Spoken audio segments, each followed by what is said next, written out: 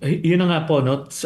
Ito, sasabihin ko na nga po na simula po nung pumasok yung mga Duterte senators, talagang binalahura nila, hindi lang itong Senado eh.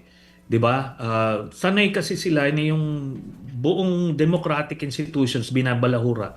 Nung pumasok sila diyan simula nung 2019, ganun na.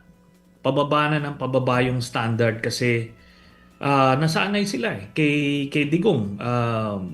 Palaging walang walang Uy, nag-freeze. Sayang. Kapit. Nag-freeze ng ang tuluyan. anything Ayan, goes. ayan. Kaya ganyan na po ang narating natin. Yes.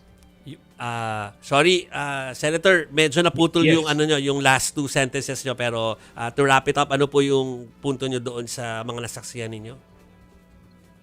Ang rason kung bakit bumababa na ang kalidad ng Senado ngayon ay dahil doon sa mga Duterte senators.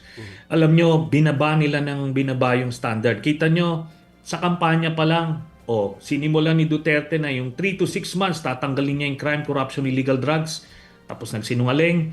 Diba, si Cayetano, ano yung sinabi niya? Pag binoto nyo daw si Cayetano, bibigyan niya kayo ng tagsa 10,000 bawat isa.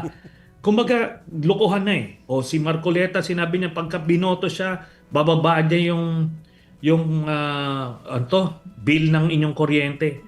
Kumbaga, lokohan eh. Kaya ngayon, andyan sila ngayon sa Senado. What do you expect from them? Di ba talagang, puro fake news, puro panloloko. Kaya sana darating yung panahon na mapalitan at mawala na yung mga ganyang klase mga senador.